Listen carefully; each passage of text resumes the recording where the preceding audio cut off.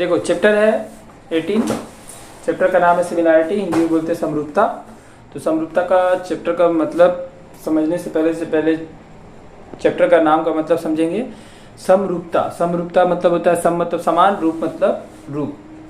जब किसी दो वस्तु का आकृति समान हो तो उसे हम लोग समरूप वस्तु कहते हैं, ठीक है।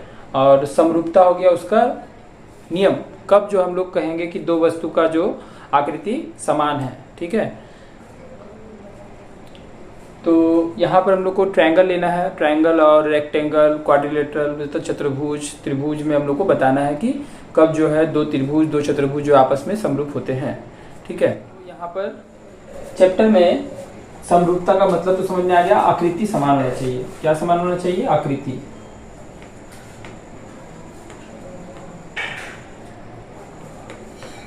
आकृति का मतलब हो गया शेप। जब किसी दो वस्तु का आकृति समान है तो हम उसको समरूप कर देंगे।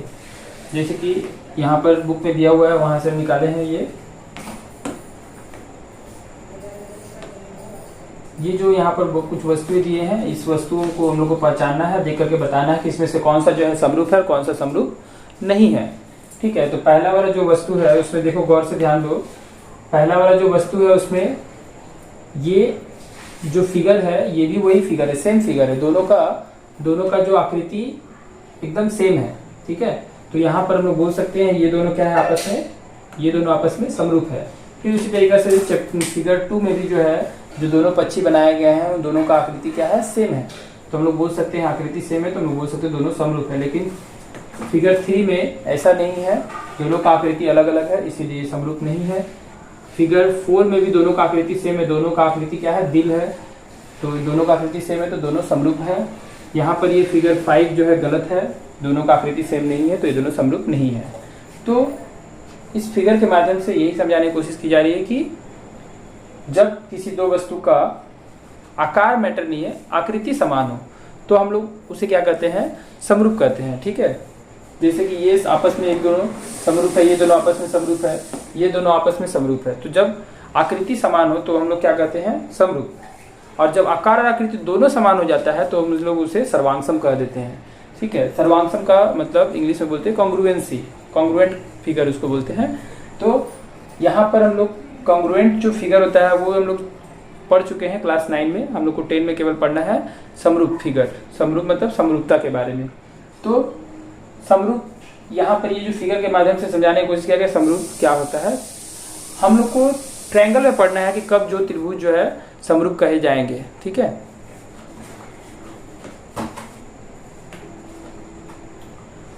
जैसे देखो यहाँ पर भी एक ट्रायंगल लिया गया है, दो ट्रायंगल है। पहला जो ट्रायंगल है, दो ट्रायंगल, उन दोनों ट्रायंगल में कुछ मेजरमेंट दिया हुआ है, 2 सेंटीमीटर 2 सेंटीमीटर 2 सेंटीमीटर, 2 सेंटीमीटर का 3 साइड दिया हुआ है। फिर यहाँ 3 सेंटीमीटर का 3 साइड दिया हुआ है। और यहाँ से हम लोग इसको गौर से देखेंगे, क्या ये दोनों आपस में त्रिभुज समरूप है, क्या ये दोनों त्रिभुज आपस में समरूप है, ठीक है। उसी तरह से यहाँ पर चतुर्भुज लिया गया है, 3 चतुर्भुज लिया गया है, तीनों चतुर्भुज को हम लोग को देखकर बताना है कि ये समरूप है कि नहीं है।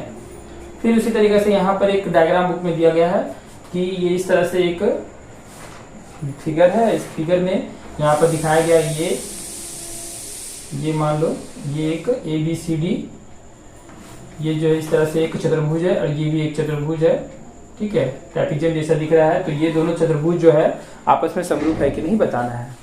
तो कब हम लोग बोलेंगे कि दो त्रिभुज आपस में समरूप होता है और दो जो है चतुर्भुज भी आपस में समरूप होता है, मतलब कि उसका आकृति समान होता है। सर्वांग समता के बारे में उतना नहीं बताएंगे क्योंकि सर्वांग समता क्लास 9 का टॉपिक है। ऐसे जब किसी दो वस्तु का आकार और आकृति दोनों समान होता है तो हम लोग उसे सर्वांगसम कहते हैं, कॉन्ग्रुएंट कहते हैं, ठीक है। तो इसका मतलब ये हुआ कि जितने भी सर्वांगसम वस्तुएं हैं वो तो समरूप होंगे ही, ये कंपलसरी है कि समरूप होंगे, लेकिन सभी समरूप वस्तुएं सर्वांगसम होंगे ये कंपलसरी नहीं है, ठीक है। क्लियर है इतना?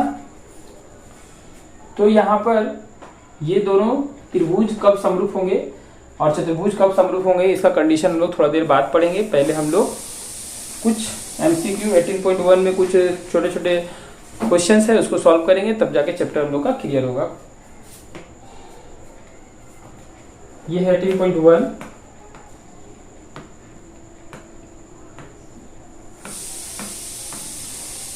पहला क्वेश्चन है, इसमें बॉक्स में सही उत्तर लिखे। बॉक्स में हम लोग को सही उत्तर लिखना है।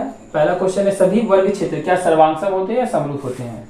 तो अभी बताया कि सर्वांगसम का मतलब हो गया जब उसका आकार और आकृति दोनों समान हो तो उसे सर्वांगसम कहेंगे। सर्वांगसम मतलब आकार और आकृति दोनों समान, आकार और आकृति दोनों समान है तब उसे हम लोग सर्वांगसम कहेंगे। आकार का मतलब हो गया साइज और आकृति का मतलब हो गया शेप।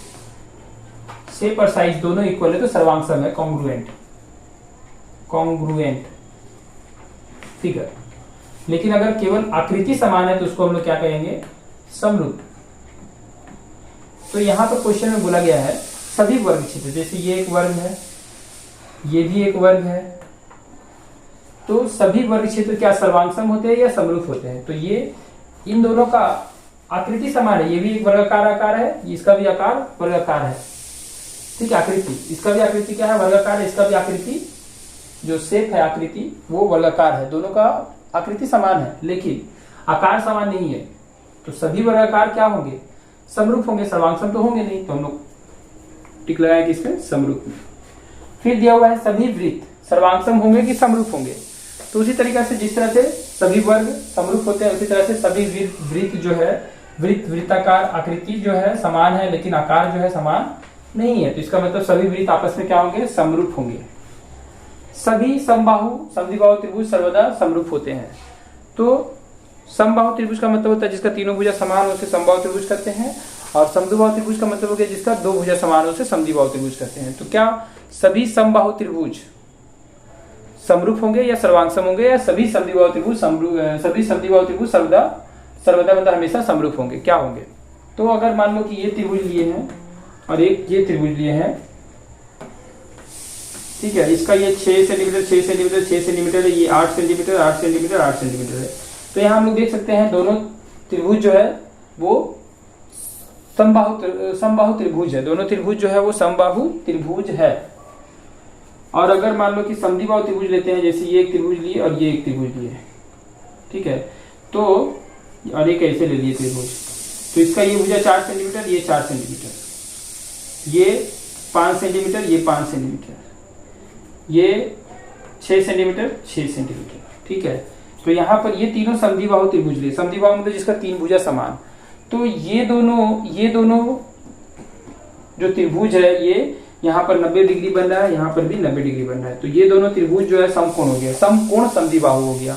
तो समकोण समद्विबाहु हो गया, इसका मतलब क्या है कि इन दोनों का आकार आकृति समान है, सॉरी आकृति समान है, लेकिन इन दोनों का आकृति समान नहीं, क्योंकि यहाँ पर 90 डिग्री, इसमें एक भी कोण 90 नहीं है, तो इसीलिए ये दोनों समरूप नहीं हुआ। तो इसका मतलब सभी जो है समद्विबाहु त्रिभुज आपस में समरूप नहीं होगा। हाँ, कुछ समद्विबाहु त्रिभुज समरूप हो सकते हैं, लेकिन सभी सर्वदा हमेशा के लिए जो समद्विबाहु त्रिभुज है वो समरूप नहीं होगा। लेकिन जितना भी हम लोग समबाहु त्रिभुज खींचे, समबाहु त्रिभुज जितना भी ड्रॉ करेंगे, ये भी एक समबाहु त्रिभुज है, इसका भुजा जो है तीनों भुजा 12 12 12 है, ठीक है। तीनों भुजा समान है तो इसका मतलब तीनों कोण इसका 60 60 60 होगा, इससे भी 60 60 60 होगा, इससे भी 60 60 60 होगा। इसका मतलब है कि ये तीनों जो है आपस में समरूप हमेशा होगा। समरूप मतलब कि इसका आकृति हमेशा एक जैसा होगा। समबाहु त्रिभुज में समद्विबाहु त्रिभुज हमेशा नहीं होगा। तो इसमें भी ऑप्शन क्या मारेंगे? ठीक, समबाहु। फिर दिया हुआ दो चतुर्भुज समरूप होंगे यदि उनके अनुरूप कोण, ठीक है। तो अभी देखो ये अगर क्वेश्चन को अच्छे से समझे तो यहाँ से लोग समझ में आ गया कि अगर यहाँ पर कोण 90 है, यहाँ पर कोण जो है आपका 90 नहीं है, तो इसलिए समरूप नहीं हुआ। तो इसलिए त्रिभुज में भी जिस तरह से अगर समरूप है त्रिभुज तो हम लोग को अनुरूप कोण जो है समान लेना होगा, तभी वहां पर जो है त्रिभुज समरूप होता है। इसीलिए तो इसका कंडीशन क्या होगा? दो चतुर्भुज को हम लोग समरूप कब बोलेंगे? जब उनके अनुरूप कोण समान हो एवं उनके अनुरूप भुजाएं जो है समानुपाती हो, ठीक है। जैसे कि एग्जांपल देकर के समझते हैं।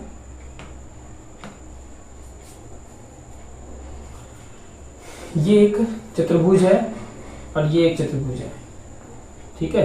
ये दोनों चतुर्भुज जो है आपस में समरूप कब होंगे?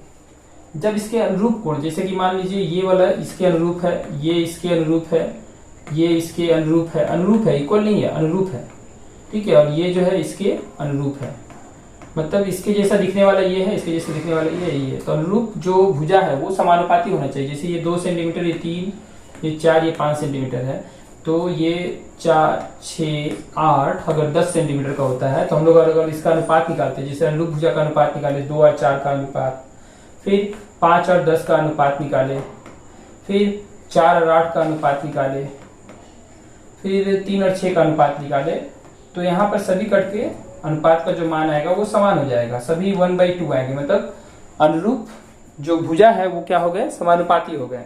तो अनुरूप भुजा समानुपाती हो गए, और जो कोण है, कोण अनुरूप कोण, ये कोण आपस में अनुरूप है, ये कोण आपस में अनुरूप है, ठीक है, ये कोण आपस में अनुरूप है, ये कोण ये वाला और ये वाला आपस में अनुरूप है, फिर से ये कोण आपस में अनुरूप है, ये इसके अनुरूप है, और ये कोण इसके अनुरूप है, ये वाला कोण इसके अनुरूप है। तो अनुरूप कोण क्या होने चाहिए, समान होने चाहिए, तभी हम लोग बोल सकते हैं जो चतुर्भुज जो है समरूप है। जैसे कि पीछे वाला फिगर में दिया गया था, इस फिगर में यही समझाने की कोशिश किया गया था, ये दोनों जो है समरूप है, तो हम बोलेंगे हाँ समरूप है। क्यों? क्योंकि इसके जो अनुरूप भुजाएं हैं, इसके जो अनुरूप भुजाएं, ये भुजा जैसे ये भुजा और ये भुजा दोनों अनुरूप है, तो दोनों क्या है, समानुपाती। इसका अनुपात, फिर से इसका अनुपात, और इसका अनुपात तथा नीचे वाला का अनुपात जो आपस में समान है, अनुपात समान है। और जो अनुरूप कोण है वो भी क्या है, आपस में समान है। ये कोण समान है, ये कोण इस कोण के समान है, इस कोण का मान इस कोण के मान के बराबर है। तो हम लोग बोल सकते हैं यहाँ पर अनुरूप कोण भी क्या है, समान है, और अनुरूप भुजाएं समानुपाती है, समान नहीं। कोण समान लेकिन भुजाएं समानुपाती होनी चाहिए, तभी हम लोग बोल सकते हैं दो चतुर्भुज या बहुभुज भी बोल सकते हैं, आपस में समरूप कहे जाएंगे। क्वेश्चन नंबर 2 का 1 में दिया हुआ है, कोई दो सर्वांगसम चित्र समरूप होते हैं? हाँ, तो होते हैं। अगर दो सर्वांगसम चित्र है, इसका मतलब उसका आकार और आकृति दोनों समान है, तो हम लोग को केवल आकृति समान चाहिए था, तो आकृति समान है तो समरूप हो गया, आकार भी समान है, तो हम लोग बोल सकते हैं कि हाँ, सभी सर्वांगसम वस्तुएं जो है समरूप होते हैं, लेकिन सभी समरूप वस्तुएं सर्वांगसम नहीं होते हैं। तो कोई दो सर्वांगसम चित्र समरूप होते हैं, तो बोलेंगे हाँ। कोई दो समरूप चित्र सदा सर्वांगसम होते हैं? नहीं, कभी कभी हो सकता है सर्वांगसम, लेकिन हमेशा जो है समरूप चित्र सर्वांगसम नहीं होगा, तो ये फॉल्स है। कोई दो समरूप बहुभुजाकार चित्र के अनुरूप कोण समान होते हैं? तो हाँ, बहुभुजाकार मतलब बहुत भुजाओं से घुरा चित्र है, समरूप है, तो अनुरूप कोण तो समान होगा ही होगा, एकदम कंपल्सरी है। फिर किन्हीं दो समरूप बहुभुजाकार चित्र की अनुरूप भुजाएं समानुपाती होती है? तो हाँ, अनुरूप समरूप अगर बहुभुजाकार चित्र लेंगे तो उसके अनुरूप भुजाएं समानुपाती होगी, अनुरूप कोण समान और अनुरूप भुजा समानुपाती होगी। ये भी ट्रू, ये भी ट्रू, ये फॉल्स, ये ट्रू। वर्ग क्षेत्र और समचतुर्भुज सदा सदृश होते हैं? तो बोलेंगे नहीं। वर्ग क्षेत्र का मतलब होता है स्क्वायर और समचतुर्भुज का मतलब रोम्बस। तो वर्ग क्षेत्र और समचतुर्भुज क्या सर्वदा सदृश होते हैं? सदृश का मतलब, सदृश को भी हम लोग समरूप बोलते हैं, सदृश या समरूप एक ही बात होता है। समरूप होते हैं तो बोलेंगे नहीं, क्योंकि जैसे वर्ग क्षेत्र में क्या होता है कि वह समचतुर्भुज जिसका प्रत्येक कोण 90 डिग्री होता है, उसी को हम लोग वर्ग क्षेत्र कहते हैं। तो वर्ग में चारों कोण 90 है, ठीक है, चारों कोण 90 है, लेकिन समचतुर्भुज में चारों जो भुजा है केवल समान होती है, लेकिन चारों कोण 90 नहीं होते हैं। तो इसीलिए रोम्बस और वर्ग क्षेत्र हमेशा सदृश नहीं होंगे, ठीक है। 3 नंबर क्वेश्चन में दिया गया है, एक जोड़े सदृश चित्रों के उदाहरण लिखिए। एक जोड़ा सदृश चित्र का उदाहरण लिखिए। तो हम लोग बोल सकते हैं सदृश चित्र में बहुत सारे एग्जाम्पल हम लोग के आसपास है, हम लोग चुन के कुछ भी दे सकते हैं। फिर एक जोड़ा चित्र बनाए जो समरूप है, एक जोड़ा चित्र बनाना जो आपस में समरूप है, अपने से ये करने के लिए दिया गया है, कुछ भी बना सकते हैं, इसमें कोई नेसेसिटी नहीं है। नेक्स्ट हम लोग समझेंगे कब जो है दो, पहले प्रमेय 43 और प्रमेय 44 को समझ लेंगे कि प्रमेय 43 या 44 में क्या बोला जा रहा है। तो यहाँ पर दिया हुआ है दो थ्योरम, प्रमेय 43, प्रमेय 44। ये प्रमेय क्या कहना चाहता है इसको अच्छा समझेंगे। इसमें बोला गया किसी त्रिभुज के किसी भुजा के समानांतर, कोई भी त्रिभुज लेंगे, यहाँ पर हम लोग एक त्रिभुज ले लेते हैं, जैसे एक त्रिभुज है, तो किसी भी त्रिभुज के किसी भुजा के समानांतर, ये एक भुजा है, इसका नाम दे देते हैं मान लो, ये मान लो ए, ये बी और ये सी। एबीसी एक त्रिभुज है, एबीसी त्रिभुज में मान लो बीसी भुजा लेते हैं, तो किसी एक भुजा, या तो बीसी ले सकते हैं या तो एसी या तो एबी, किसी एक भुजा के समानांतर खींची गई रेखा अन्य दो भुजाओं को, अन्य दो भुजा मतलब एबी और एसी को, या उनके कुछ बड़े भाग को समानुपात, तो अन्य दो भुजा को ही पकड़ लेते हैं, उनके बड़ा भाग को भी कर सकते हैं। ऐसे अन्य दो भुजाओं को वो क्या करता है, समान अनुपात में बांटता है। बांटता मतलब कि इसका और इसका जो अनुपात है और इसका अनुपात है वो समान है। जैसे मान लीजिए कि यहाँ पर ये P और Q पर काट रहा है, ये जो गया है इसके समानांतर, ये PQ यहाँ से भी जा सकता था, यहाँ से भी जा सकता था, यहाँ से भी जा सकता था, कहीं पर से भी जा सकता था, इससे कोई लेना देना नहीं, बस हम लोग को समानांतर लेकर जाना है, एक भुजा के समानांतर, मतलब कि BC के समानांतर गया है ये। तो अगर समानांतर जाएगा तो हम लोग को क्या मिलेगा, अगर समानांतर जाएगा तो PQ अगर BC के समानांतर है तो हम लोग लिख सकते हैं AP और PB का जो अनुपात है वो AQ और QC अनुपात के समान होगा। ठीक है, ठीक है। तो AP और PB का जो अनुपात होगा वो AQ और QC के अनुपात के समान होगा।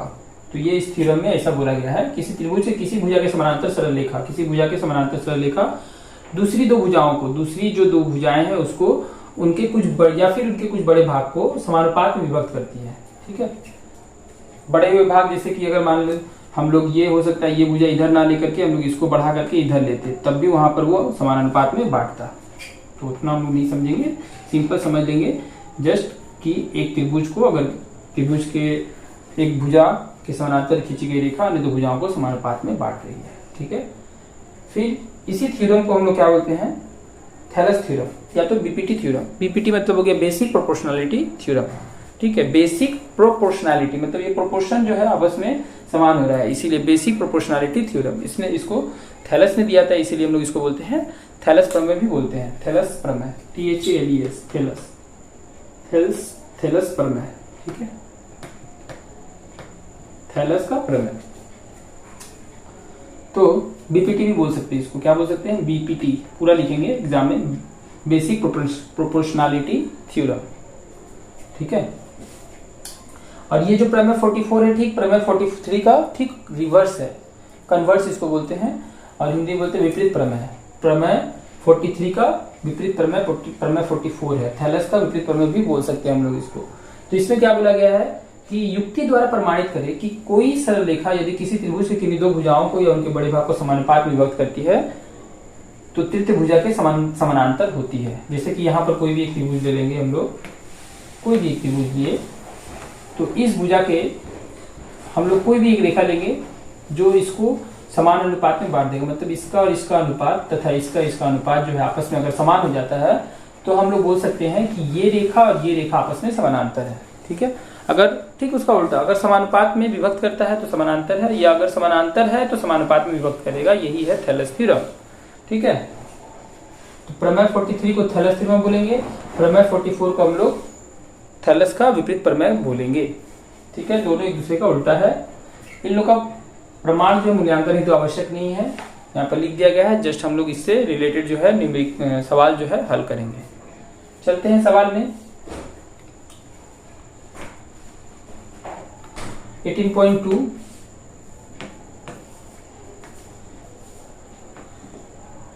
सवाल 18.2 का 1 में दिया गया है, परीक्षण करके देखिए त्रिभुज ABC, एक त्रिभुज है ABC, त्रिभुज ले लिए ABC,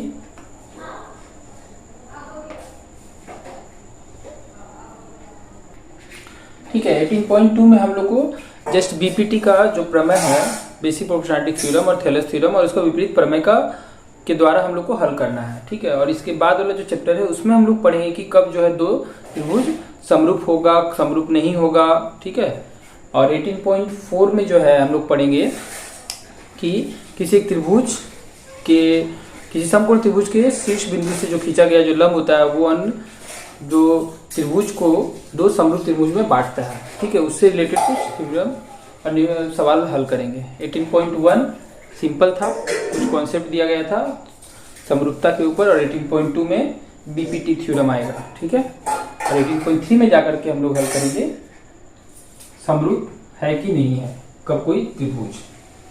तो यहाँ पर दिया गया त्रिभुज ABC, नाम ले लेते हैं यहाँ पर, ये त्रिभुज ABC है, A B सी। तो एबीसी त्रिभुज को की बीसी भुजा के समानांतर, ये बीसी भुजा है, इसके समानांतर सरल रेखा AB व AC को, AB और AC को भुजा को क्रमशः P और Q, क्रमशः बोलने का मतलब AB को P और AC को Q पर काटती है, बिंदु पर काटती है। PB बराबर दिया हुआ है AQ, PB दिया हुआ है हम लोग का कितना AQ, PB बराबर दे दिया है AQ। पहले यहाँ पर लिख लेंगे प्रदत्त, प्रदत्त में जो जो है डायग्राम जरूर बनाएंगे, डायग्राम बना करके प्रदत्त में लिख देंगे PB बराबर AQ। ये PB और ये AQ ये आपस में समान है,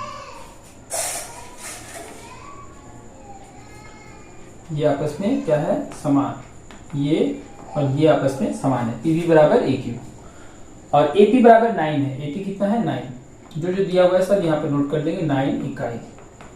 फिर दिया हुआ है QC 4 है, QC बराबर 4 इकाई है। होने से हम लोग को बताना है PB की लंबाई कितनी है, PB की लंबाई जो है कितनी है ये बताना है। तो हम लोग पहले ये त्रिभुज में दे दिया है BC के समानांतर है PQ, तो हम लोग लिखेंगे त्रिभुज ABC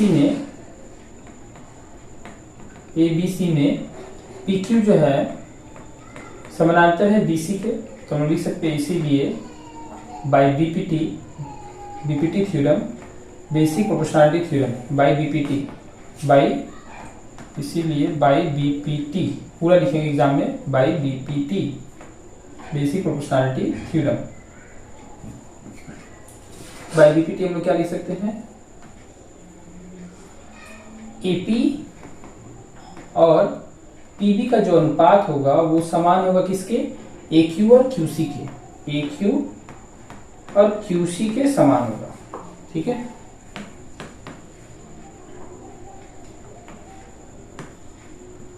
तो यहां से AP हम लोग को निकालना क्या था, हम लोग को निकालना था PB निकालना था, PB मतलब ये निकालना था। तो AP हम लोग को दिया हुआ था AP 9 है, तो AP की जगह पर हम लोग 9 लिख देंगे। PB नहीं पता था तो PB रहने देंगे, इक्वल का साइन देंगे।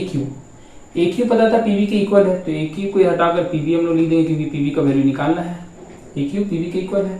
फिर QC हम लोग का 4 दिया हुआ है, 4 लिख लेंगे, एरो लेंगे, क्रॉस मल्टीप्लिकेशन करेंगे, PB को PB से इंटू करेंगे तो PB स्क्वायर आएगा, 9 को 4 से इंटू करेंगे तो 36 आएगा, और यहाँ से PB का वैल्यू निकालेंगे तो स्क्वायर को हम लोग ट्रांसपोज करेंगे तो 36 का स्क्वायर रूट आ जाएगा 6, प्लस माइनस, लेकिन माइनस नहीं लेंगे, ये भुजा है इसीलिए प्लस 6 ही लेंगे इकाई। PB का वैल्यू आ गया 6 इकाई आंसर। ठीक है, नेक्स्ट क्वेश्चन इसी तरीके दिया हुआ है, 1 का 2 में भी सब कुछ वैसे ही रहेगा। ठीक है, सब कुछ वैसा ही रहेगा।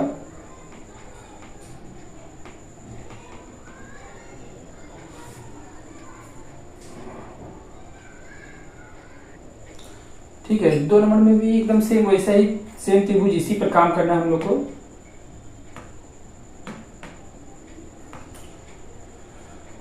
त्रिभुज हम लोग का वही रहेगा, त्रिभुज ABC में ही बस वैल्यू हम लोग का कुछ चेंज हो जाएगा। तो त्रिभुज ABC ले लेंगे इस तरह से, ABC त्रिभुज लिए, ABC त्रिभुज में BC भुजा के समानांतर, BC भुजा के समानांतर जो रेखा था वो P और Q पर काट रहा था। ठीक है, भुजा को P और Q बिंदु पर काटती है, तो PB बराबर AQ, PB AQ, sorry 2 number में हम लोग का कुछ अलग कंडीशन 2 नंबर में दिया हुआ। PB की लंबाई AP की लंबाई, PB की लंबाई क्या है, AP की लंबाई की दोगुनी, AP की जो लंबाई है उसकी दोगुनी। ठीक है, एवं QC की जो लंबाई है, QC की जो लंबाई है वो, QC की जो लंबाई है वो AQ की लंबाई से 3 इकाई अधिक, AQ की लंबाई से 3 इकाई अधिक। ठीक है, तो AC की लंबाई कितनी है निकालना है, AC हम लोग को निकालना है, क्वेश्चन मार्क। तो यहां पर हम क्या करेंगे, बाई लिखेंगे, फिर से लिखेंगे बाई थैलस प्रमेय, थैलस प्रमेय लिख करके हम लोग लिखेंगे बाई थैलस प्रमेय। ठीक है,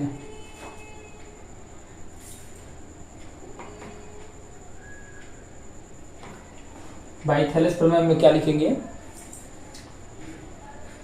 AP AP एंड TB का जो अनुपात है वो बराबर है किसके, AQ और QC के। तो AP का मान हम लोग का कुछ दिया हुआ है, AP क्या बोला है, PB AP का दुगना है, तो PB AP का दुगना है तो AP को वैसे ही रहने देते हैं, PB की जगह पर लिख देते हैं AP का दुगना मतलब 2AP। AQ हम लोग को निकालना था, AC निकालना था, AC पूरा निकालना है। अगर AQ और QC पता चल जाएगा तो दोनों को अगर जोड़ देंगे तो हम लोग का AC पता चल जाएगा। ठीक है, तो हम लोग क्या निकालेंगे, पहले AQ QC के हेल्प से कुछ निकालेंगे। तो यहाँ पर QC जो है वो AQ प्लस 3 है, तो QC को हम लोग लिख देंगे, AQ वैसे ही रहने देते हैं, QC को क्या लिख देंगे, QC को AQ प्लस 3। ठीक है, अभी क्या होगा, ये AP से ये AP कट जाएगा, हम लोग के पास बच जाएगा ऊपर में 1 नीचे में 2 इक्वल देंगे, फिर यहाँ बच गया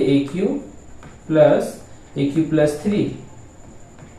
ठीक है, अभी इसको सॉल्व कर लेंगे, हम लोग सॉल्व करके AQ का वैल्यू निकाल लेंगे। ठीक है, सॉल्व करके हम लोग क्या करेंगे, AQ का वैल्यू निकाल लेंगे।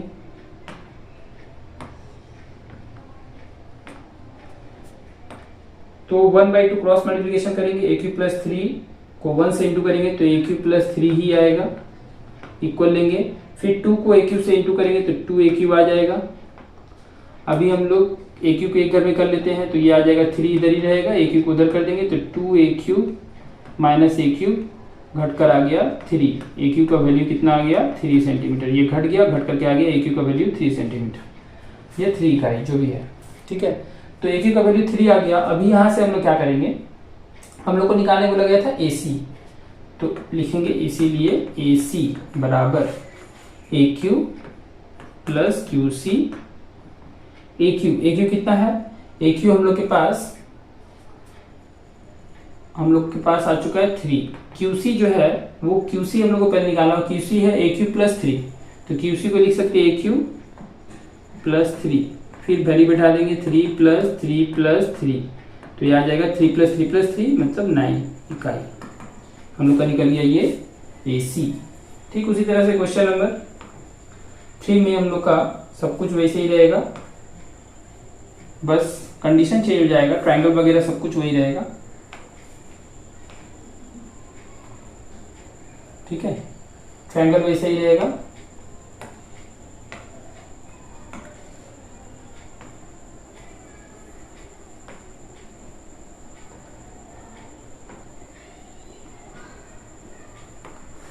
ट्रायंगल हम लोग का आ गया।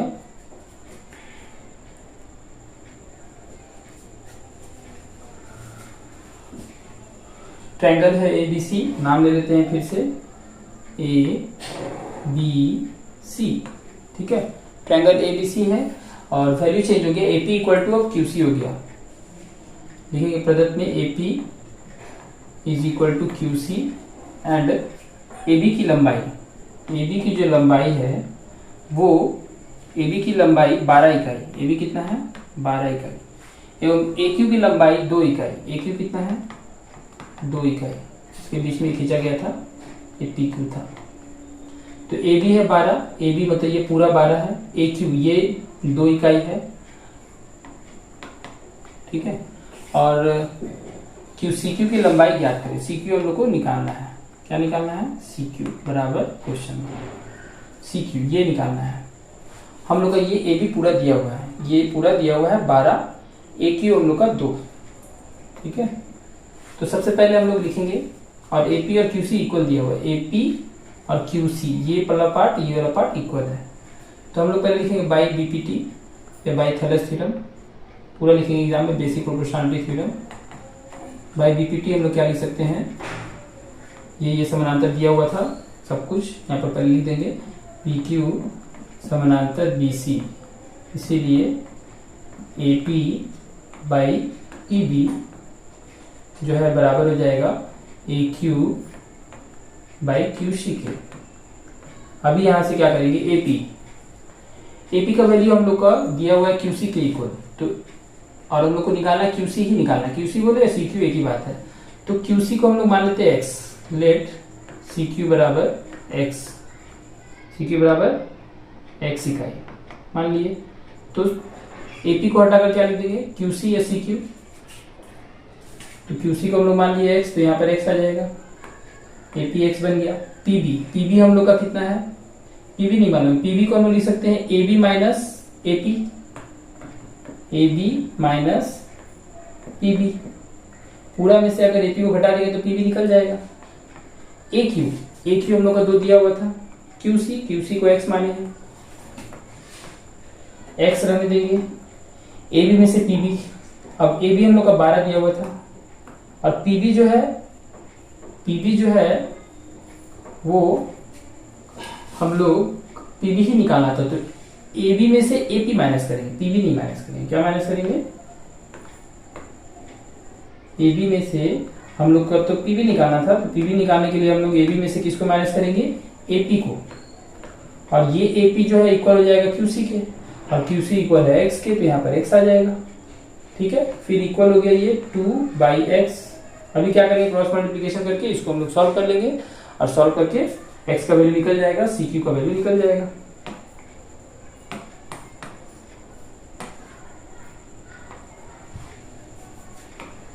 यहाँ x इक्वल था, तो इसको सॉल्व करेंगे, क्रॉस मल्टीप्लिकेशन, x को x से इंटू करेंगे तो x स्क्वायर ले लेंगे, फिर इक्वल देंगे, 2 को 12 माइनस x से इंटू करेंगे तो आ जाएगा 12 दूनी 24 माइनस 2x, 12 दूनी 24 माइनस 2 को x से करेंगे तो माइनस में 2x। अभी सबको एक घर में ले लेना है। ठीक है, तो x स्क्वायर माइनस प्लस में बन जाएगा 22x, और ये 22 12 दूनी 24 हुआ था, यहाँ पर 22 हो गया है।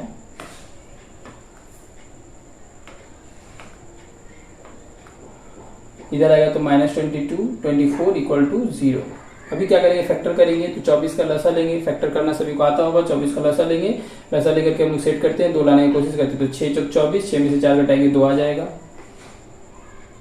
x स्क्वायर वैसे ही रहने देंगे, 2x को लिख देंगे 6x minus 4x minus 24 equal to 0। फिर एरो लेंगे, x इन दोनों में से कॉमन लेंगे तो यहाँ आ जाएगा x प्लस 6। ठीक है, फिर यहाँ से माइनस है, पहले तो माइनस लेंगे, 4 और 24 में 4 कॉमन है तो बचेगा x, और ये माइनस बन जाएगा plus 6 equal to 0। x plus 6 common हो जाएगा, बच जाएगा हम लोग के पास x माइनस 4, तो x माइनस 4 इक्वल टू 0 आ जाएगा। इधर और करेंगे तो आ जाएगा, एक बार x प्लस 6 को 0 किए, एक बार x माइनस 4 को 0 किए, तो x का वैल्यू यहाँ से निकल गया माइनस 6, जो कि निगलेक्ट कर देंगे, नॉट पॉसिबल, संभव नहीं है, संभव नहीं है लिख देंगे, क्योंकि वैल्यू साइड है इसलिए संभव नहीं है। इसीलिए x बराबर क्या आ जाएगा 4।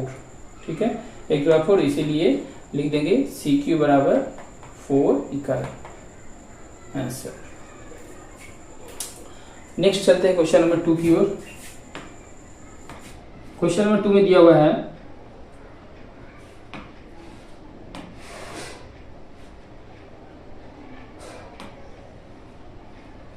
क्वेश्चन नंबर 2 में बोला है कि त्रिभुज PQR कि PQ और PR भुजा के ऊपर क्रमशः XY बिंदु लिए। ठीक है, त्रिभुज PQR की PQ और PR भुजा के ऊपर XY बिंदु लिए। एक त्रिभुज ले ले पहले,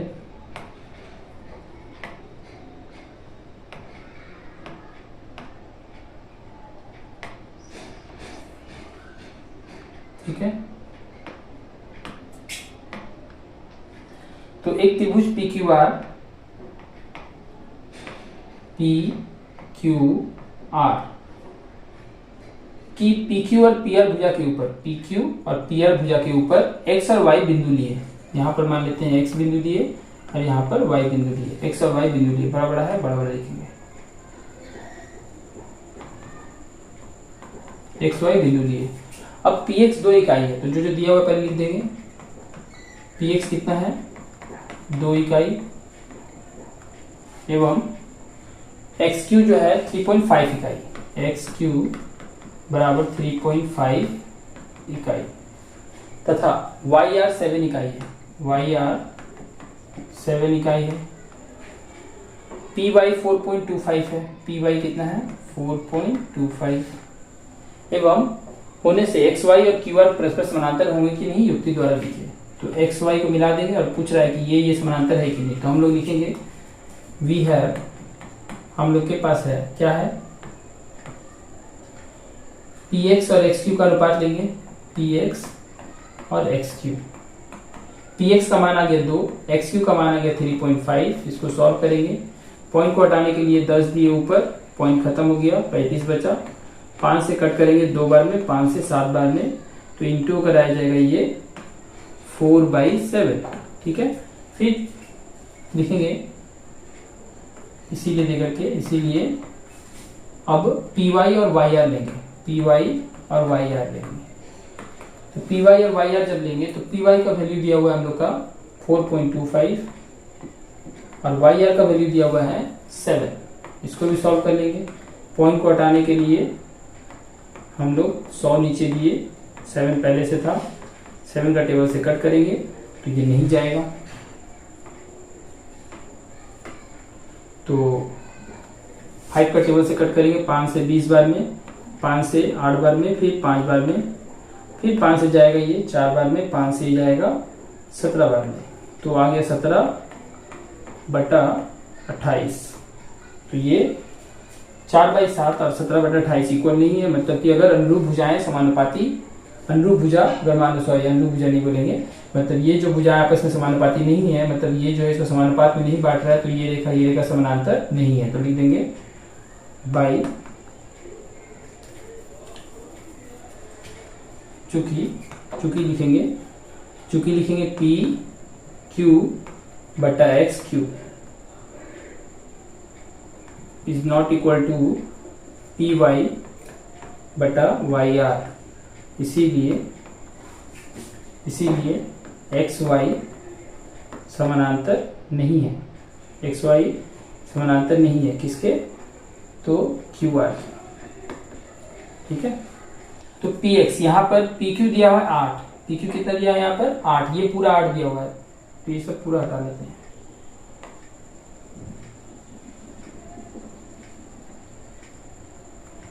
ठीक है, अब पी क्यू दिया है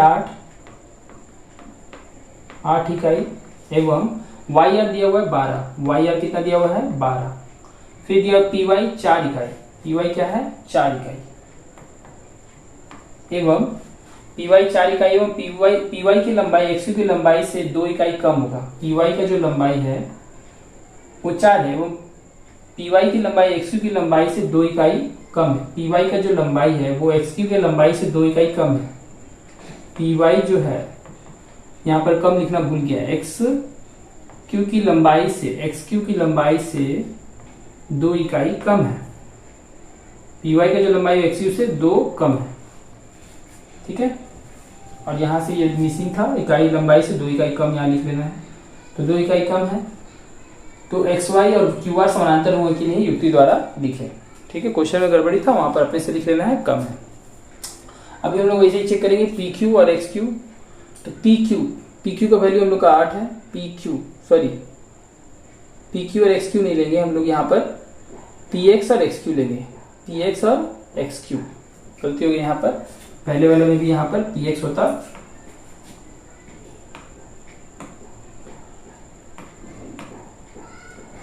पी एक्स। तो पी एक्स हम लोग का यहाँ पर तो पता नहीं, पी क्यू पता है 8, पी एक्स पता नहीं है, एक्स क्यू पता है, पी वाई पता है, पी वाई 4 है तो यहाँ 4 रख लेंगे और एक्स क्यू यहाँ से निकल के आ जाएगा एक्स क्यू -2।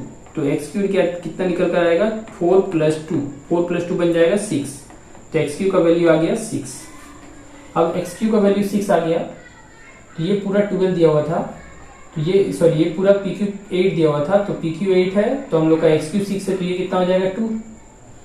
एक्स क्यू निकाल लेंगे, एक्स क्यू हो गया हम लोग का 8 - 6। ठीक है, एक्स क्यू तो हम लोग का 6 निकला, एक्स क्यू हम लोग का 6 निकला, पी एक्स निकला हम लोग का 2, 8 - 6, ये हम लोग का 6। तो ये 8 में से 6 गया तो बचा 2 और नीचे 6, ये कट कर आ गया 2 1 जा 2 2 3 जा 6 1/3 आ गया पी एक्स और एक्स क्यूब, पी एक्स और एक्स क्यूब। पहले वाले सवाल में भी पी एक्स और एक्स क्यूब लिखना चाहिए था, यहाँ पर गलती से क्यूब हो गया। अब यहाँ से पी वाई और वाई आर लेंगे, पी वाई और वाई आर।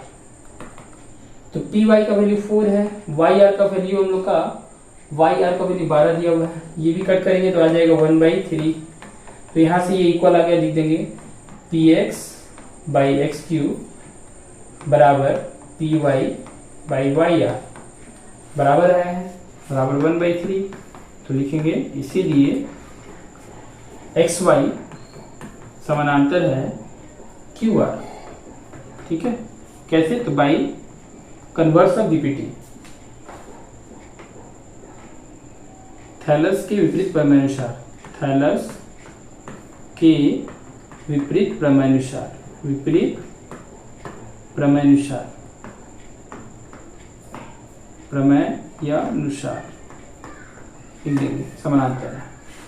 ठीक है, नेक्स्ट क्वेश्चन। बाकी का जो ये इसके बाद का जो सम है वो थ्योरम पे बेस्ड जो है प्रयोग है, इसीलिए उसको करने का कोई जरूरत नहीं है। उन सभी में से 3 मार्क्स का आता है, उसके लिए हम लोग टाइम वेस्ट नहीं करेंगे, हम लोग सम सॉल्व करेंगे। तो अगर सम सॉल्व करने के बाद हम लोग के पास इतना आइडिया हो जाएगा, किसी तरह का भी उसमें से अगर कोई भी राइडर आता है तो उसको हम लोग हल कर सकते हैं। ठीक है,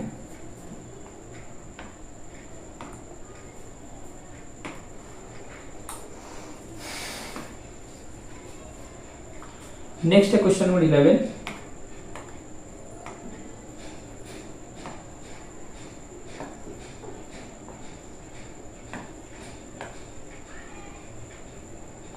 क्वेश्चन नंबर 11 में दिया गया है एक त्रिभुज। पहले एक त्रिभुज ले लेंगे,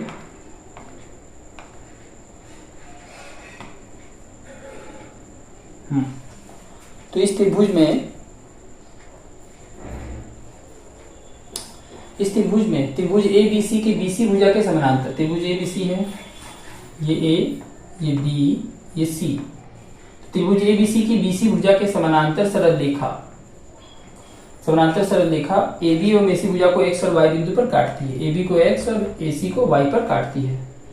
ए एक्स 2.4 है, ए एक्स कितना है 2.4, पूरा लिख देना जो वैल्यू है, ये 2.4 है। फिर ए वाई 3.2 है, ए वाई मतलब ये 3.2 है। ठीक है, फिर वाई सी 4.8 है, वाई सी कितना है 4.8 है। फिर ए बी की लंबाई निकालना है हम लोग को, ए बी की लंबाई निकालना है। तो अगर बी एक्स निकालेंगे तो वहां से एक्स ए में जोड़ करके हम लोग ए बी का लंबाई निकाल सकते हैं। तो यहाँ पर हम लोग क्या करने जा रहे हैं, सबसे पहले लिखेंगे ये समानांतर दिया हुआ है, तो पहले लिख लेंगे त्रिभुज ए बी सी में, ठीक है, इस त्रिभुज में ए एक्स और बी एक्स, पहले लिख देंगे एक्स वाई जो है समानांतर है बी सी के। ठीक है, एक्स वाई समानांतर है बी सी, इसीलिए लिखेंगे ए एक्स और बी एक्स का जो अनुपात होगा वो बराबर होगा ए वाई बटा वाई सी के। अभी यहां से क्या करेंगे, ए एक्स का वैल्यू हम लोग के पास है 2.4 रख लेंगे। फिर बी एक्स का वैल्यू नहीं पता है तो बी एक्स वैसे ही रहने देंगे, बराबर देंगे ए वाई कितना है 3.2, तो 3.2 रख लेंगे। एंड वाई सी हम लोग का 4.8 दिया हुआ है, 4.8 रख लेंगे। ये पॉइंट से ये पॉइंट काट सकते हैं। फिर यहाँ से 16 का टेबल से 16 दूनी 32, 16 × 48, 2 से ये काट सकते हैं, 2 एकम 2, 2 दूनी 4, 12 × 36 इंटू हो जाएगा। बी एक्स को 1 से इंटू कर देंगे तो बी एक्स आ जाएगा, और इसको इससे इंटू करेंगे तो आ जाएगा 12 × 36 मतलब 3.6। इकाई तो इकाई, सेंटीमीटर है तो centimetre. Option number A is correct. ठीक है, फिर क्वेश्चन नंबर 2 में फिर उसी तरह से दिया त्रिभुज ए बी सी, बेस कर ले इसको।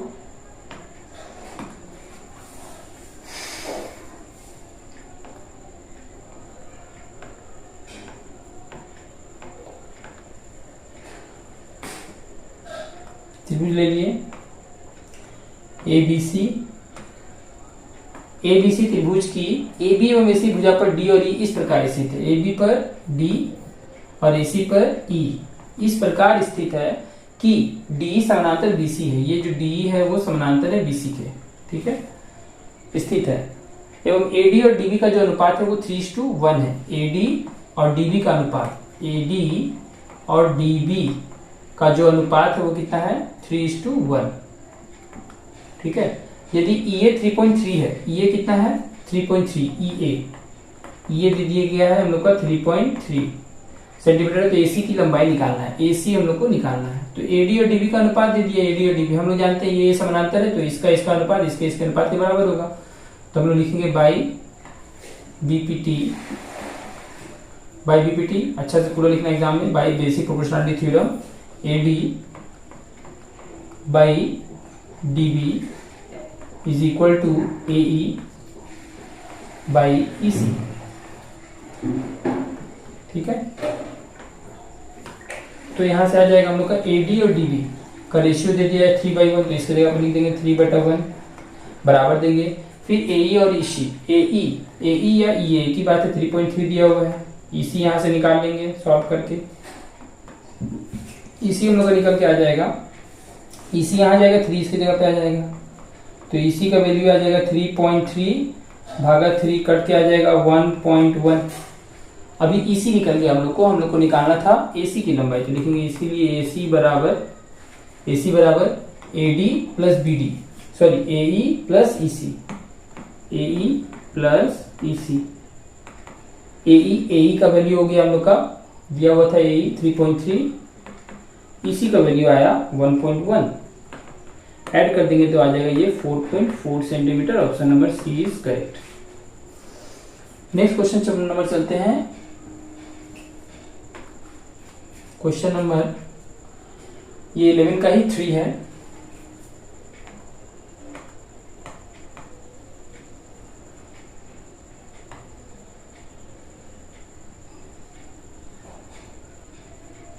इलेवन का थ्री दिया होगा, पास के चित्र में DE समानांतर BC है, D क्या है समानांतर है BC, और x का मान निकालना है। सब कुछ दे दिया हम लोग को, सॉल्व करके x का मान निकाल लेना है। तो हम लोग सबसे पहले लिख लेंगे बाई BPT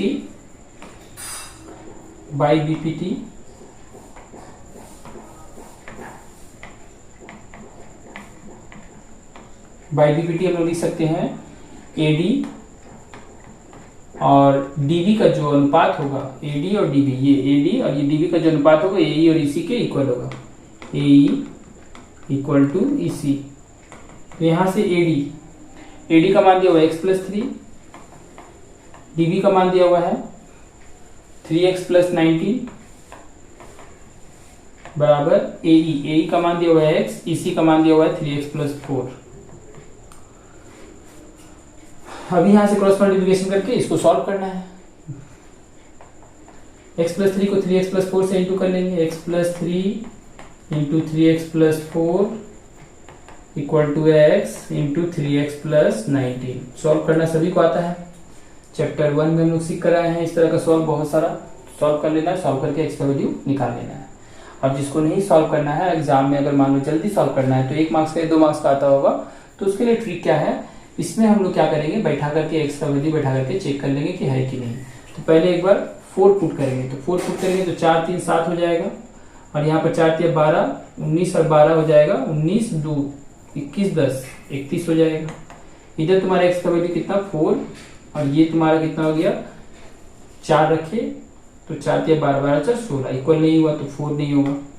फिर 1 चेक करेंगे, तो 3 और 1 4 हो जाएगा, और इधर 3 और 19 22 हो जाएगा। फिर यहाँ पर x का वैल्यू 1 लिए, फिर 3 और 1 4 7 हो जाएगा, ये भी नहीं आ रहा है, ये भी नहीं होगा। 3 लेंगे तो 3 और 3 6 हो जाएगा, यहाँ 3 3 9 19 और 9 28 हो जाएगा। कट करेंगे तो 2 से 2 3 6 2 से 14 आया। इधर देखेंगे x का वैल्यू 3 लिए थे, और इधर 3 लिए, 3 3 9 9 4 13, ये भी जो है तुम्हारा इक्वल नहीं हुआ, तो इसका मतलब 2 ही होगा। 2 ही चेक कर देख लो, 3 और 2 5, नीचे आ गया 2 लिए तो 3 दूनी 6 19 6 25। इधर तुम्हारा x का वैल्यू 2 लिए, 3 दूनी 6 4 10, 2 से कट के आएगा 1/5, ये 5 से कट के आएगा 1/5, मतलब ऑप्शन 2 जो है सही है। इसीलिए लास्ट में दिया गया ताकि चेक करते करते अगर जाते हैं तो भी हम लोग को टाइम लगेगा। ऐसे सॉल्व करके निकाल लेंगे तो 2 आ जाएगा। क्वेश्चन नंबर 4 में दिया हुआ है ABCD समलंब चतुर्भुज में AB समानांतर है DC। AB क्या है समानांतर DC। समलंब चतुर्भुज का मतलब ट्रेपीजियम होता है, तो एक ट्रेपीजियम दे दिया गया है, उसमें कुछ वैल्यू दे दिया गया, एबी समानांतर डीसी एवं एडी और डीसी भुजा पर पी और क्यू भी दो बिंदु इस प्रकार स्थित है कि हम लोग को एडी का लंबाई दिया हुआ है। ठीक है, तो पहले ये बात जान लो कि अगर मान लो इस त्रिभुज में अगर इस भुजा के समानांतर खींचे हैं हम लोग, तो इसका और इसका अनुपात इन दोनों के अनुपात के समान है, तो उसी तरह से समलंब चतुर्भुज मतलब ट्रेपीजियम में भी ये चीज लागू होता है कि अगर समलंब चतुर्भुज में हम लोग जानते हैं कि ट्रेपीजियम में दो भुजा आपस में समानांतर होते हैं, और उसके बाद अगर एक रेखा ऐसा खींचे जो इन दोनों के समानांतर है, तो वो जो है उस समलंब चतुर्भुज के जो तिर्यक भुजाएं हैं उस तिर्यक भुजा को भी वो समान अनुपात में बांटती है। ये एक राइडर है, उपप्रमेय जिसको बोलते हैं, इसी चैप्टर का एक उपप्रमेय है, इसी पर आधारित है। ऐसे प्रूफ करने अगर आ जाता है तो हम लोग इजिली प्रूफ कर सकते हैं, इसमें कोई प्रॉब्लम नहीं है। ठीक है, देखो अगर मान लो इसको यहां से हम लोग मिला दें ये वाला, तो इधर एक त्रिभुज बनेगा, ये एक त्रिभुज बना हम लोग का। इस त्रिभुज में हम लोग का ये ए बी सी मान ले त्रिभुज है, और ये ए बी सी ये डी है। ठीक है, यहाँ पर ये बिंदु जहां पर ये मिला रहे ये पी है, ये क्यू है और ये आर है। ठीक है, तो यहाँ से हम लोग इस त्रिभुज में ये समानांतर है, तो हम लोग लिख सकते हैं एपी और पीबी का जो रेशियो है वो ए आर और आर सी के इक्वल होगा। फिर उसी तरीके से अगर हम लोग ये वाला ऊपर वाला त्रिभुज पकड़ ले, ऊपर वाला ये वाला त्रिभुज ले ले, तो इस त्रिभुज में हम लोग क्या मिलेगा कि ए आर और आर सी का जो रेशियो है वो डी क्यू और क्यू सी के अनुपात के बराबर है, तो ये इसके अनुपात के बराबर है और ये वाला जो है इस अनुपात के बराबर हो गया दो त्रिभुज से, और दोनों त्रिभुज को मिला देंगे तो हम लोग को क्या मिलेगा, एपी और पीबी का जो अनुपात है वो डी क्यू और क्यू सी के अनुपात के बराबर हो गया। ये प्रमेय है। देखो सवाल सॉल्व करते करते हम लोग उप प्रमेय को भी सॉल्व कर सकते हैं अगर कंडीशन हम लोग अप्लाई कर दे तो। ठीक है, यहां से हम लोग का निकल के आ जाएगा ये एपी और पीबी का जो अनुपात है वो आर सी के इक्वल, और वहां से फिर आ गया डी क्यू क्यू सी के इक्वल। ठीक है, तो हम लोग ये डायरेक्टली ये प्रमेय का यूज करके इस सवाल को सॉल्व करेंगे। ठीक है,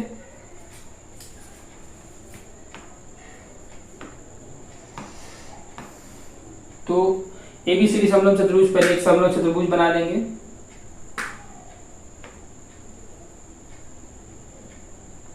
समलंब चतुर्भुज का ट्रेपीजियम होता है, ये मान लो ABCD, A B C D. अभी यहां से हम लोग का दिया हुआ ए बी समानांतर डीसी, ये समानांतर दिया हुआ है, एवं एडी और बीसी भुजा पर पी और क्यू दो बिंदु, एडी पर है पी और बीसी पर है क्यू, दो बिंदु इस प्रकार स्थित है कि पी क्यू समानांतर डीसी है। पी क्यू जो है समानांतर डीसी, मतलब तीनों आपस में एक दूसरे के समानांतर हो गया। अब दिया हुआ है पीडी 18 है, पीडी कितना है 18, ये 18 दे दिया है। फिर 18 सेंटीमीटर, बी क्यू 35 सेंटीमीटर दिया है, पी क्यू दिया है 35 सेंटीमीटर एंड क्यूसी दिया 15 सेंटीमीटर। हम लोग को निकालना है एडी की लंबाई, एडी निकालना है, एडी पूरा निकालना है, तो ये निकल जाएगा, जोड़ देंगे इसमें तो ये पूरा निकल जाएगा। तो पहले हम लोग लिख लेंगे बाई, हम लोग लिख लेंगे क्या, उपप्रमेय, बीपी थैलस के उपप्रमेय अनुसार, थैलस के उपप्रमेय, उपप्रमेय थैलस प्रमेय के उपप्रमेय से पाते हैं, इसे भी लिख सकते हैं उपप्रमेय, उपप्रमेय से पाते हैं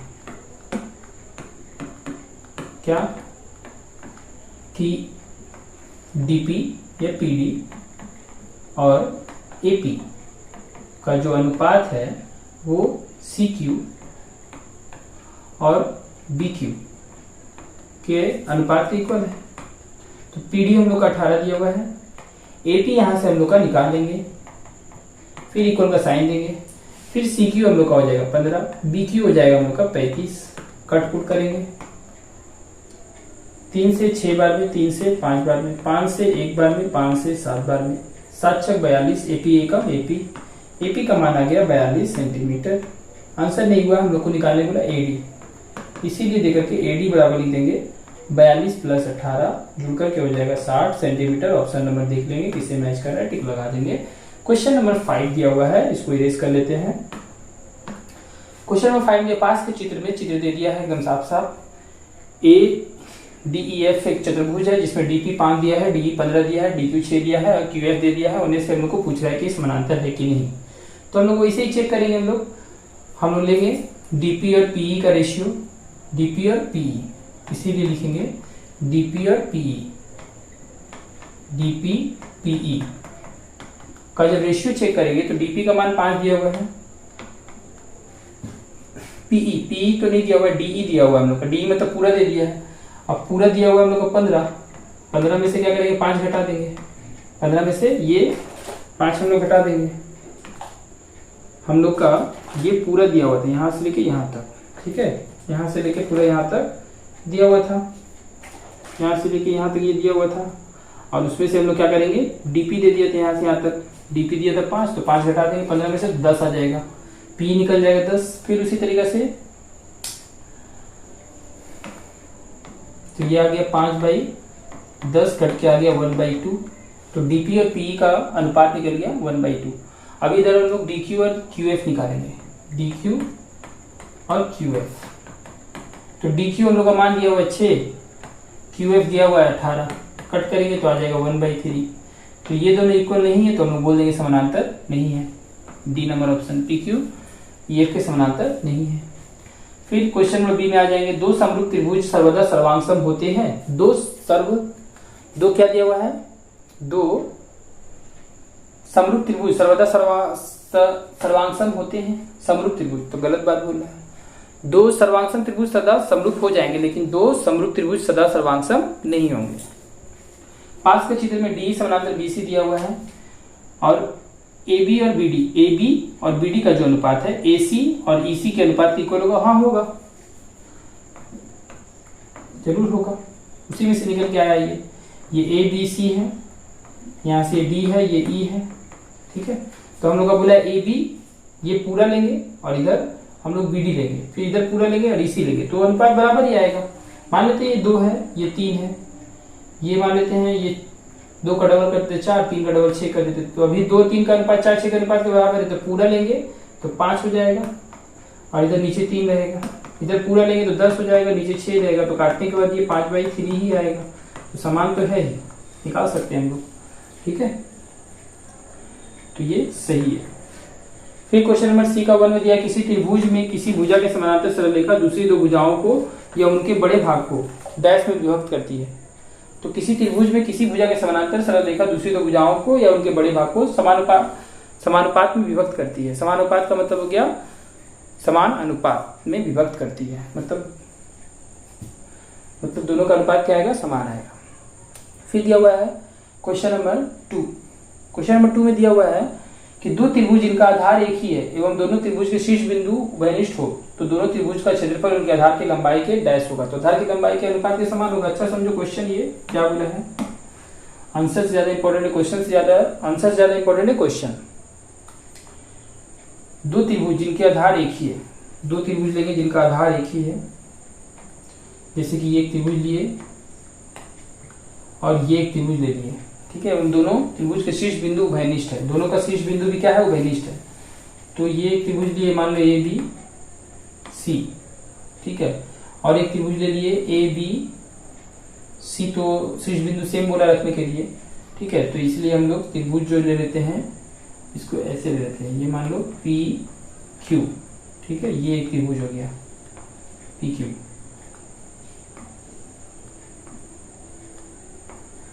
ठीक है, ये एक त्रिभुज हो गया CPQ, एक त्रिभुज हो गया ACB, ठीक है। दोनों त्रिभुज का शीर्ष बिंदु सेम है तो उभयनिष्ठ हो तो दोनों त्रिभुज का क्षेत्रफल उनके आधार की लंबाई के, ठीक है, उनके आधार की लंबाई के क्या होगा, लंबाई के अनुपात का समानुपात होता है, लंबाई के अनुपात के समान होगा, ठीक है, का अनुपात होता है। तो अगर मान लीजिए कि ये शीर्ष बिंदु सेम दिया हुआ है, जैसे ये एक इधर त्रिभुज है और एक इधर एक त्रिभुज है, ठीक है, ये एक त्रिभुज है, ये दोनों का शीर्ष बिंदु समान है, ठीक है, एवं जिनका आधार एक ही हो। आधार एक ही हो बोलने का मतलब है, आधार एक ही हो बोलने का मतलब कि आधार समान नहीं है, आधार जो एक ही रेखा पर है, आधार एक ही रेखा पर बोलना चाहिए था यहाँ पर, ठीक है। तो यहाँ पर क्वेश्चन जो है थोड़ा अधूरा है।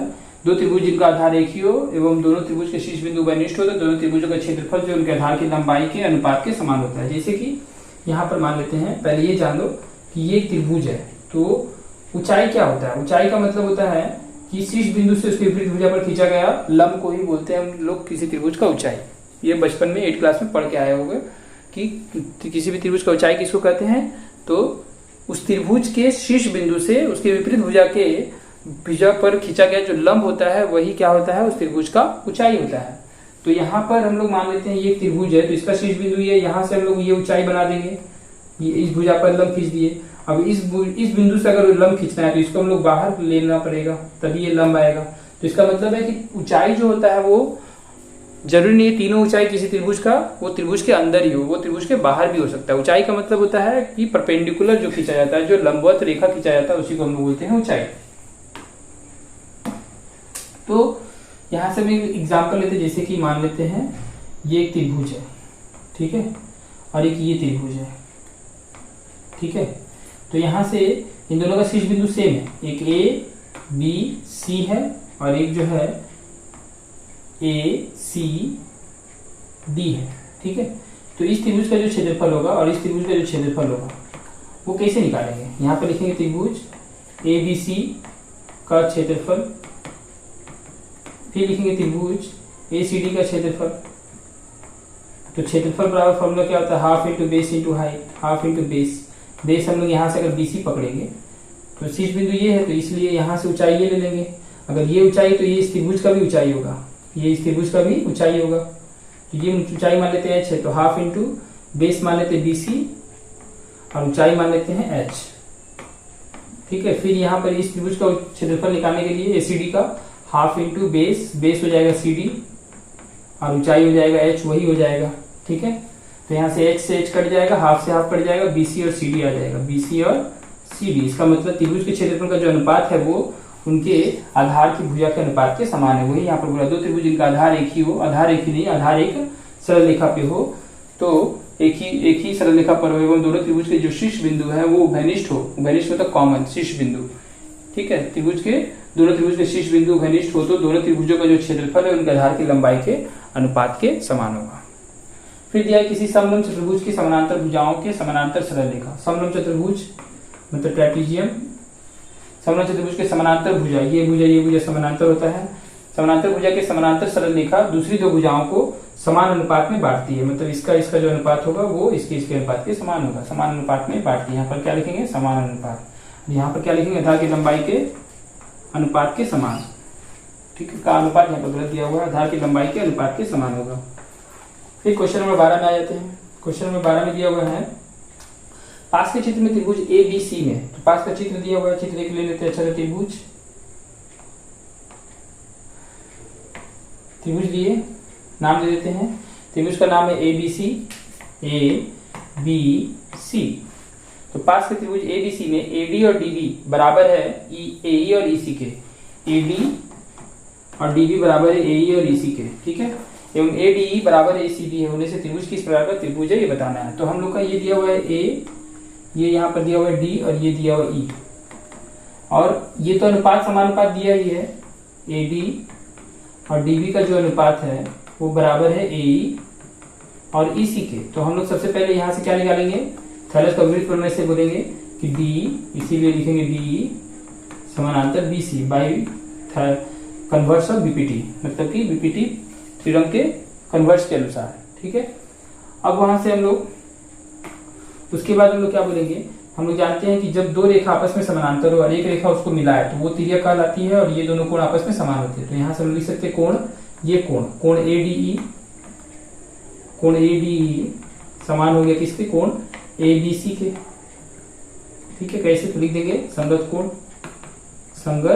कोण।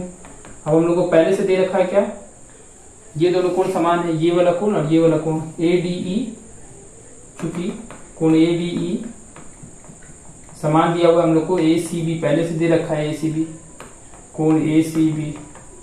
तो ये ADE ABC के ADE ये x है, तो ये x हम लोग निकाले, ये दोनों समानांतर है तो संगत कोण, और ये पहले से इक्वल दिया हुआ है तो इसका मतलब ये तीनों आपस में समान हो गया। अब इस त्रिभुज में देखेंगे कि ये भुजा ये कोण समान है, तो ये दोनों भुजा समान हो गया, तो ये कैसा त्रिभुज हो गया, एक समद्विबाहु त्रिभुज हो गया, ठीक है।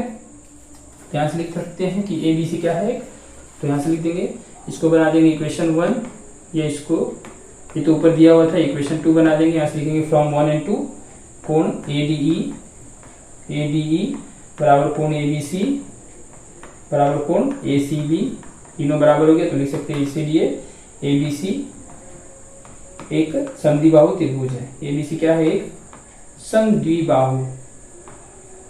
समद्विबाहु त्रिभुज है। हो गया। नेक्स्ट आ जाते हैं क्वेश्चन नंबर 2। क्वेश्चन नंबर 2 में क्या दिया हुआ है?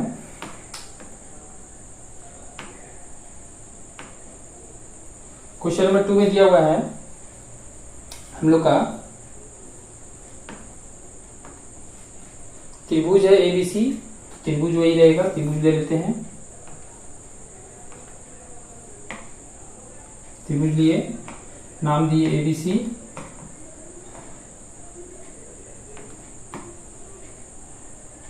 त्रिभुज एबीसी में दिया हुआ है डी समानांतर बीसी दे दिया है। फिर बोला है एडी और बीडी का अनुपात 3:5। एडी और बीडी का अनुपात 3:5 होने से एडी का क्षेत्रफल और सीडी का क्षेत्रफल कितना होगा? ठीक है, यहां से एक रेखा लिए जो डीई है। डी समानांतर है बीसी। डी क्या है? समानांतर है बीसी। डी से सी को मिला दिए। अब पास के चित्र में डी समानांतर बीसी, डी समानांतर बीसी दिख रहा है। एडी और बीडी का अनुपात दिया हुआ है। एडी और बीडी का अनुपात बटा में लेंगे तो आ जाएगा 3/5। तो हम लोग को निकालना त्रिभुज एडीई, त्रिभुज एडीई का क्षेत्रफल और त्रिभुज सीडीई, त्रिभुज सीडीई का क्षेत्रफल का अनुपात हम लोग को निकालना है। तो एडीई यहां से हम ले लेते हैं ये एडीई, ये एडीई, ठीक है, एडीई तो हाफ इंटू बेस। देखो एडीई और ए सीडीई ये वाला, ये हो गया सीडीई, ये हो गया सीडीई। तो इन दोनों त्रिभुज में हम लोग का डी जो है कॉमन है, तो डी कॉमन है तो आधार भुजा हम लोग पकड़ लेंगे इसका एई और ईसी, ठीक है। और यहां से जो ऊंचाई होगा वो दोनों का होगा,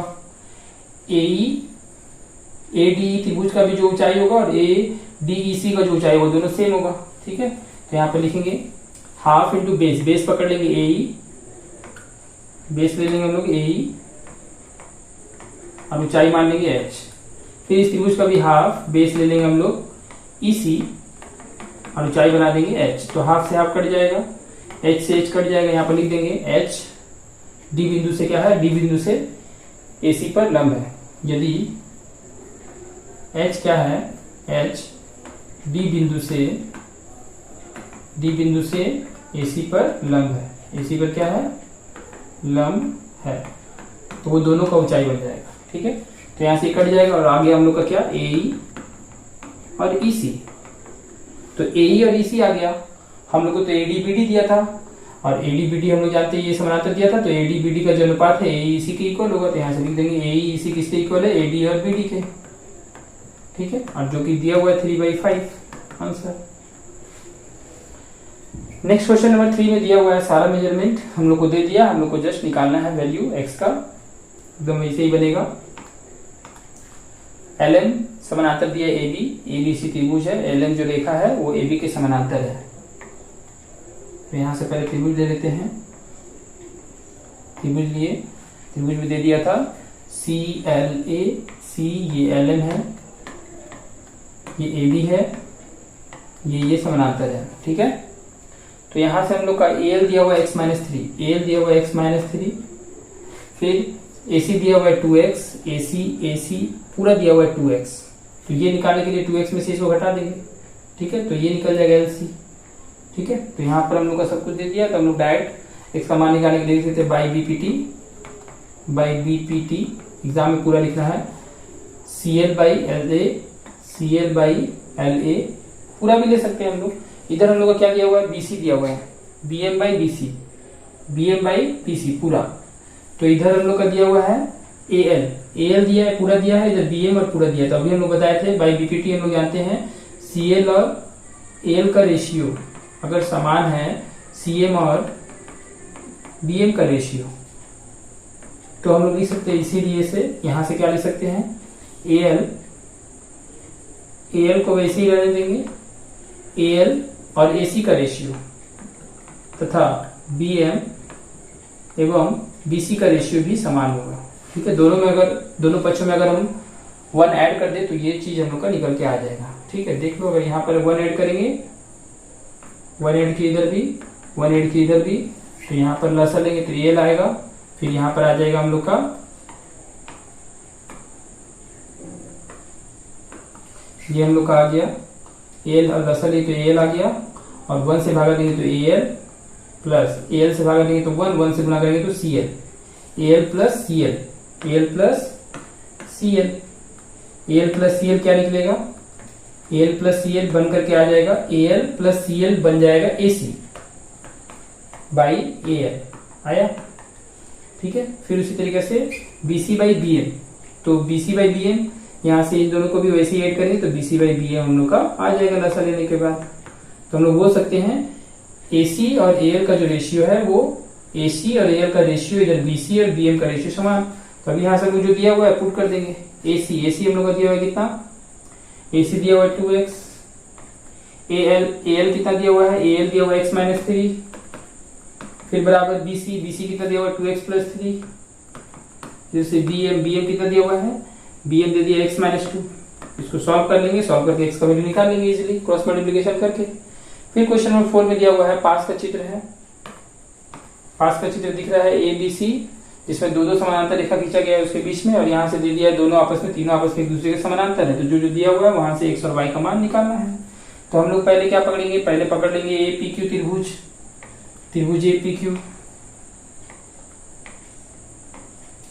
APQ पकड़ लो, ऊपर वाला त्रिभुज। ठीक है, उसके नीचे वाला हिस्सा को नहीं ध्यान देंगे। APQ में हम लोग जानते हैं ये जो है DE क्या है, समानांतर है PQ के, DE समानांतर PQ है। ठीक है, तो DE समानांतर PQ है, तो यहाँ से हम लोग लिख सकते हैं AD बाई BPT, पहले लिख देंगे त्रिभुज APQ में त्रिभुज APQ में हम लोग क्या मिलेगा, AD बटा TP बराबर AE बटा PQ। अभी यहाँ से AD का मान दिया हुआ है हम लोग का, AD का मान 3 सेंटीमीटर दिया हुआ है, DP का मान हम लोग का 1 सेंटीमीटर दिया हुआ है, और AE का मान हम लोग का 4 सेंटीमीटर दिया हुआ है, EQ का मान हम लोग का 5 सेंटीमीटर दिया हुआ है। तो इसको सॉल्व करके पहले हम लोग x का मान निकाल लेंगे, 5 को 3 से गुना करेंगे, 4 को x से, तो 4x, 5 या 15, तो यहाँ से आ जाएगा x बराबर 15/4, 15/4 भागा देंगे जो भी आएगा पॉइंट में, x का वैल्यू निकल जाएगा।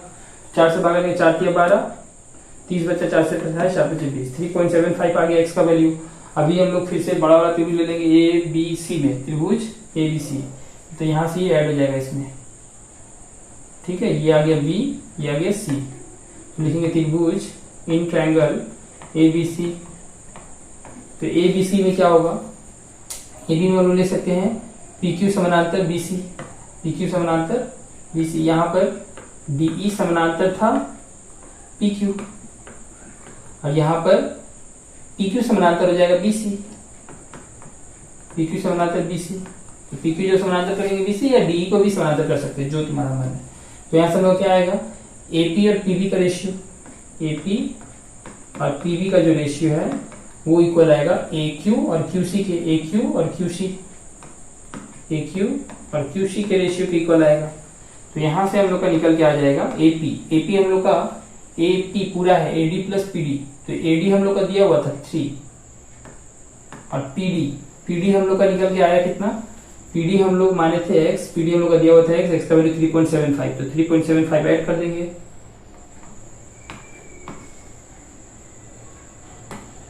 ठीक है, तो 3.75 यहाँ आ गया हम लोग का 3.75। ये किसका वैल्यू हुआ, ये हुआ हम लोग का, पहले लिख कर दिखा देते अच्छे से,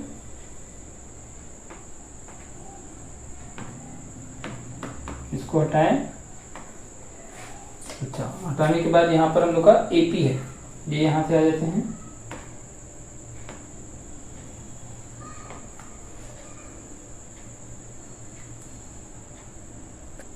ठीक है।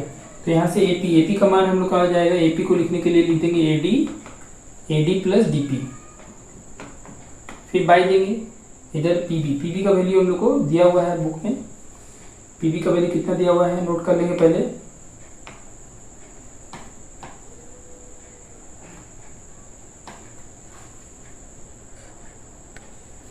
ठीक है, तो यहाँ से हम लोग एडी प्लस डीपी कर दिए और बीक्यू का वैल्यू हम लोग का 4 दिया हुआ था, कितना दिया हुआ था 4, तो 4 बैठा लेंगे यहाँ पर, फिर बराबर देंगे।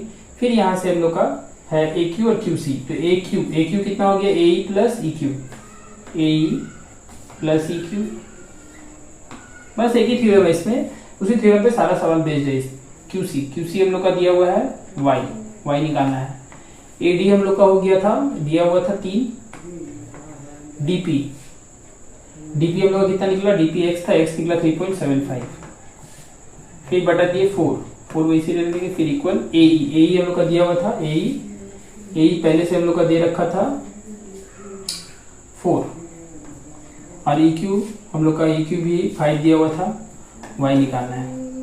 तो यहाँ से ऐड करेंगे तो आ जाएगा 6.75 और नीचे 4 वैसे ही रहेगा, इज इक्वल टू 4 + 5 9 हो जाएगा, नीचे y वैसे ही रहने देंगे। अभी यहाँ से क्रॉस मल्टीप्लिकेशन कर लेंगे, सॉल्व कर लेंगे। 6.75 का y से इंटू हो जाएगा, 9 का 4 से इंटू हो जाएगा, इंटू नहीं करना है वैसे ही रहने देंगे। y निकालने के लिए इसको उधर भेजेंगे, 4 × 9 आ जाएगा 6.75, नीचे पॉइंट को हटाने के लिए 100 दे दिए, पॉइंट खत्म। अभी यहाँ से 9 का टेबल से 7 बार में 63 बचेगा 4, 9 से 5 टाइम्स में, 25 से 3 बार में, 25 से 4 बार में नहीं कटेगा, 16/3, तो 16/3 ये मिक्स फ्रैक्शन में छोड़ देंगे, 3 से 5 बार में 5 से 1/3 सेंटीमीटर आंसर। ये y का वैल्यू हो गया 5 से 1/3 सेंटीमीटर। ठीक है, चलते नेक्स्ट क्वेश्चन की ओर, last question, next and last question दिया हुआ है।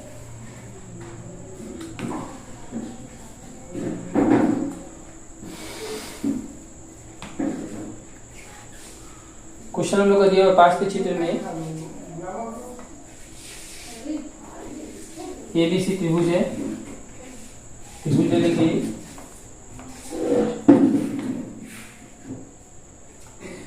त्रिभुज ले लिए, इस त्रिभुज में एबीसी नाम दे देंगे ए बी सी।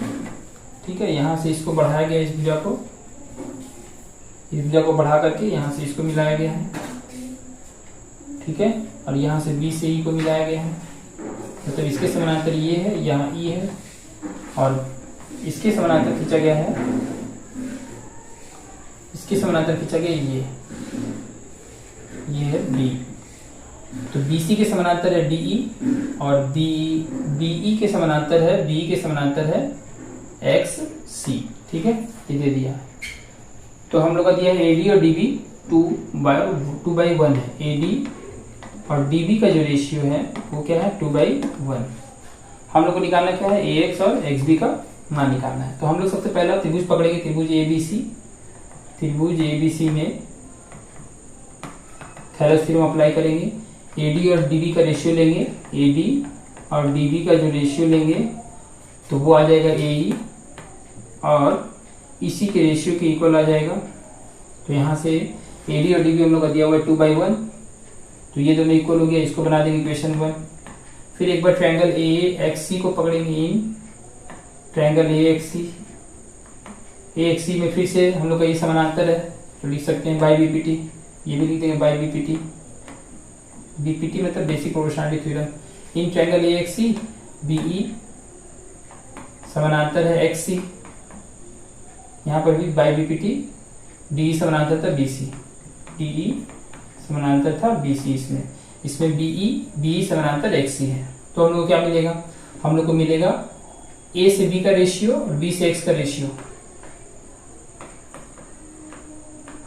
समान मिल जाएगी, इसके A से E के और E से C के। ठीक है, इसको हटा देते हैं।